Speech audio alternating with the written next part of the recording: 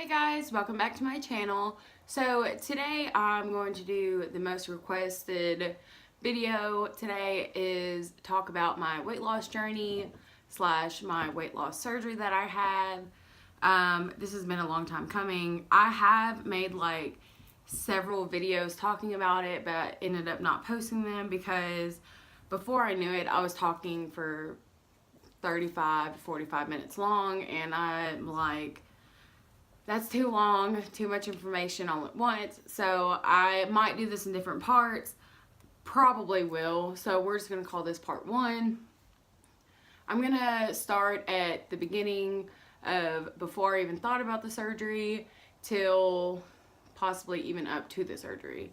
So to start things off with, I have always been on the chunkier side. That's the easiest way to put it. I'm 5'6" right now. Through elementary school, middle school, I was always the tallest of my classmates. I was tall from the get-go, and then finally it felt like everybody else caught up with me. So I've always been like tall and bigger. It's nobody's fault but mine. I never really paid attention to what I was eating, how I was eating, how much I was eating, even drinking. Like, I loved Cokes, anything with sugar in it. I never really thought about how bad they were for you, even though like in school and health class, like they would tell you, hey, don't drink all these. But I was like, whatever, it's my body, I'm gonna do with it whatever I want to. So going through high school from freshman to senior year, I just kind of kept getting heavier and heavier. Probably in high school I was over 200 pounds, but I was probably at 220 at my heaviest. The only thing I did active with school was I was in color guard, and I never let my weight get in the way of that. Like, I loved color guard. I was trying to do exercises with them. I did do them. I might have almost killed myself, but I did it. Let's see, senior year, I got nominated for homecoming queen. I remember posting on Facebook saying, you know, I wanted to make a difference. Let's get somebody out there that's not the average teenager. So I didn't win, but I still was, I think there was 5 or 6 of us girls, senior girls, that I got to go out there in big white pretty dresses and wear a sash, have flowers, and have an escort. And it was really fun. Like, that was one of my highlighted moments, so that people were actually listening to me and were like, hey, let's give this girl a chance. Now, after high school, I always worked constantly, and I actually worked at a restaurant, and so I was constantly around food. So it was very easy to sit down and eat whatever I want, whenever I wanted. I worked all the time, but I wasn't working off exactly what I was putting into my body, obviously. So, of course, there's been times where I've gotten gym memberships. I've, you know, maybe lost 20 pounds, gained it right back, lost it, gained it, like back and forth, stopped going to the gym, canceled my gym membership, and it's just been an entire battle my whole life. So, a lot of questions that I get asked is why I had surgery.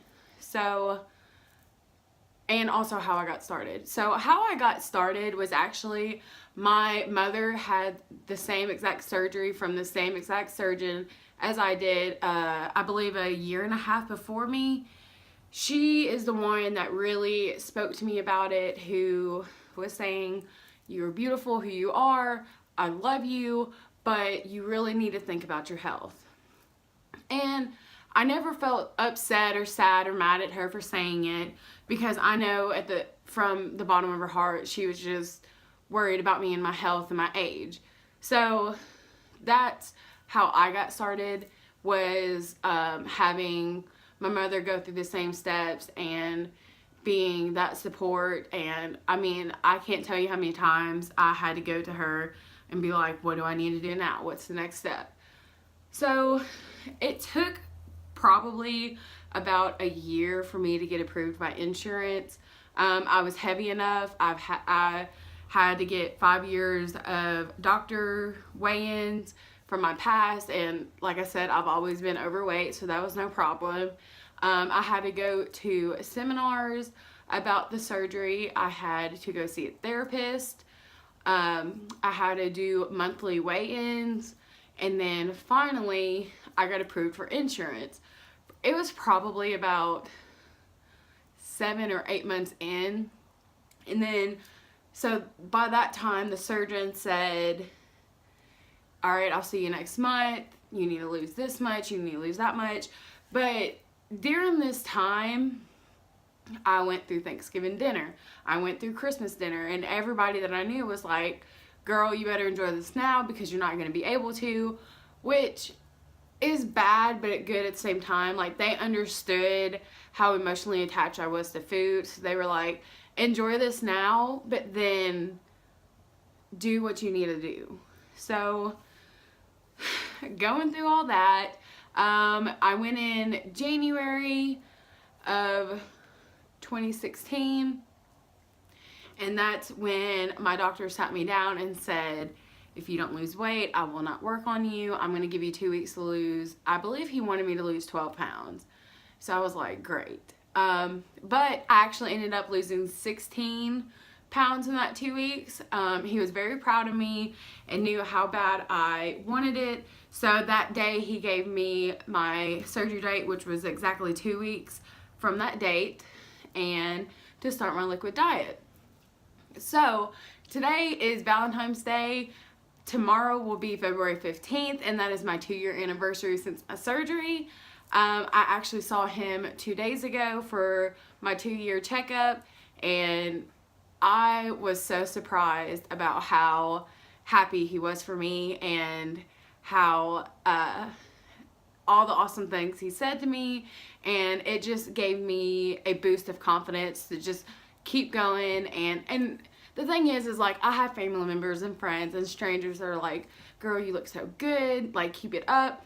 Like, that means a lot to me too, but I was so nervous that the man who operated on me, who changed my life, I really don't want to let him down. So, but hearing him have nothing but positive things to say to me was completely awesome. So I just want to keep bettering myself, and I go and see him next year for my 3-year checkup, and I'm just hoping that he'll be even more amazed by how I am, you know, because I'm not done. So, 2-week liquid diet. Everybody asked me, how did that go? Well, it was probably 4 days in where I finally wasn't hangry and I didn't feel like I was going to kill somebody. You kind of just get used to it. You get in your own routine of what you can and can't eat. Well, eat. The things that I consumed in those 2 weeks was protein shakes, sugar-free Jell-O, sugar-free popsicles, chicken and beef broth, and I also ate egg drop soup. I don't think you weren't supposed to, but I only did that in the first week. The second week I stayed strictly on the list of things that they gave me, and then once a day, I believe it was 1/3 of a cup of walnuts or some kind of nut like that. So that was like the highlight of my day, getting to have something crunchy. And like I said, you just get in a routine, and then it's almost like the adrenaline starts rushing because you're so excited that you're about to change your life. So after a while, I just kind of ignored what my mind was thinking, because that's what it was. It was my mind. Like, I felt fine, but in my head, I thought, why am I doing this? I'm starving myself. I'm so hungry. I'm gonna die. No, you're fine. You can do it. Trust me. If I could do it, you can do it too. So, anyways, so it's the morning of the surgery. I go to my parents, and it is very early in the morning. I believe I was either his first or second operation of that day. And I was a nervous wreck. Like, I've never had stitches. I've never broke a bone. I don't even have like any teeth that had to come out. So this was my very first surgery, anything to deal with surgery. So I was like, okay, this is really happening. So I get there, they put me in like a room, and I put on my gown. A nurse comes in, checks all my paperwork, makes sure I am who I say I am, and ends up putting an IV. And they put it really awkwardly, like on my arm. It wasn't in my wrist, or I don't know, but it was pretty much in my way, and that was the only thing like I really hated. So after a little bit, they gave me some like feel-good juice, like to calm me down, I guess. I don't know, but I was feeling loopy. I was just ready to go to sleep. But about that time, when it finally kicked in, they sent back a few of my family members and my boyfriend, and they got to say there, I'll see you later, good luck, we love you. And then my surgeon, he is very religious, so he prayed with all of us. They left, and then it was go time. I remember actually laying in my bed and them asking me to move to the OR table, like just slide over, and looking up at everybody who was standing around me. They said some very encouraging words. I look over to my arm. They put an oxygen mask on, and I was out. So, honestly, like, I remember a lot more than I thought I would. I remember waking up in the recovery room. The nurse is asking me all these questions, just making sure, like, I'm there, I'm awake. They gave me some ice chips. I was really cold, so they gave me some heated blankets. The staff where I had my surgery was just awesome. I mean, I didn't expect them to cater to me as much as they did. So, she did let me go back to sleep. And I believe the procedure was only about 45 minutes long, but they were waiting on a room to put me in afterwards. So I was probably in the recovery room for about 2 hours. It was long enough for them. Well, I don't know if my mom said anything to get them to do this, because, I mean,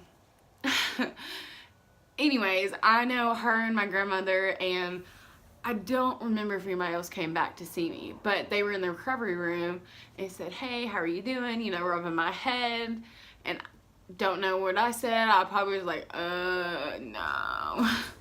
So, saying that, fell back asleep, and I woke up to them rolling me into the elevator and actually rolling me into my room. And I remember seeing friends and family waiting on me, and then again I fell asleep. So I had to stay overnight in the hospital. I didn't have any complications. I was actually up and moving around as soon as they would let me, because I wanted to use the bathroom on my own. I wanted to walk the halls when I could, and they did let me. They said as long as, you know, you have somebody with me, which my mother stayed with me in the hospital that night. So it wasn't terrible. People ask me how bad the pain was. It's not as bad as I thought it would, but it affects everybody differently. I know a couple people who said like it was the worst pain of their life, but I personally didn't think it was so bad that I wouldn't do it over. I would totally do it over again. I was probably the most sore 3 to 4 days afterwards. I slept in a recliner because I really didn't want anybody's help or like wake them up during the night to help me get up to go use the restroom. or anything like that. So it was just really easy to be in a recliner for a few days. And of course they give you pain medicine, so they take care of you. Again, I think I was on liquids for like another 2 weeks after the surgery, and then I was going to baby consistency food, which is not as bad as you think it is. And then eventually you just start moving slower and slower to thicker foods. You could only eat maybe like an ounce or two of food, drink an ounce or two of protein shake or water or whatever you were trying to get in your stomach, because there's not that much room. But I mean, honestly, I'm still very thankful that I went on this journey and I did it. I'm here 2 years later, happy, healthy, and just feel absolutely amazing. I definitely have a new outlook on life. I try a lot of different things now. I'm not so scared to either be judged by other people or be scared to hurt myself because I didn't want my weight to get in the way. I mean, it's almost like you're a new person, but you're still the same person. It's kind of really hard to explain if you haven't been through a transformation so drastic. Just because I have been heavy my entire life, and now I'm considered average, which is awesome. Now, I didn't tell y'all, I should have in the beginning, I'm sorry. My highest weight that I know of was at 320, and I'm currently bouncing between 170 and 180. So that's where my body has just stopped. I've been going to the gym, I've been watching what I'm eating, and just right now, that's where it's staying. Back in September of 2017, I had to get my gallbladder removed, and that has pushed me back quite a bit. But again, I'm not giving it a reason for me to get discouraged or anything. It just makes me want to keep going. It is what it is, but I just wanted to fill y'all in on some questions that people have asked me. And also one more, again, people ask me about loose skin.